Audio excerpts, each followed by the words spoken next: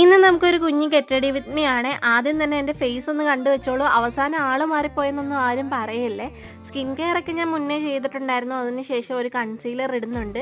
ഈ ഒരു കൺസീലർ ഇട്ടിട്ട് കുറേ നാളായി. അതുകൊണ്ട് തന്നെ അതെടുത്ത് ഫേസ് മുഴുവൻ വാരി പൊത്തിയിട്ടുണ്ട്. പിന്നെയാണ് നമ്മുടെ മെയിൻ ആൾ വരുന്നത്, ടാൽക്കം പൗഡർ. ഇത് വിട്ടിട്ടുള്ള ഒരു കളിയില്ല. ടാൽക്കം പൗഡർ എടുത്ത് ഫേസിലെല്ലാം വാരി പൊത്തി. എന്നിട്ടും കണ്ണിൻ്റെ അവിടുത്തെ ഡാർക്ക്നെസ് ഒന്നും മാറിയിട്ടില്ല. പിന്നെ ഞാൻ കുറച്ച് ഐഷാഡോ എടുത്ത് കണ്ണിൻ്റെ മുകളിലൊക്കെ ഇട്ടപ്പം ഡാർക്ക്നെസ് ഒക്കെ മാറിയിട്ടുണ്ട്.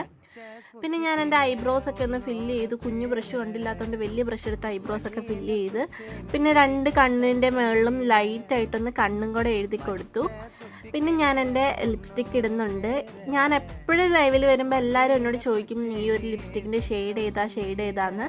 ഇത് സ്റ്റുഡിയോയുടെ ലിപ്സ്റ്റിക്കാണ്. സാറ്റിൻ വിത്ത് B3 എന്നാണ് ഷെയ്ഡിൻ്റെ പേര്. പിന്നെ ഒരു കുഞ്ഞൻ പൊട്ടും തൊട്ട് മുടിയും ചീവി. അപ്പം ഞാൻ റെഡി ആയിട്ടുണ്ട്. അപ്പം അത്രയേ ഉള്ളൂ. Bye bye.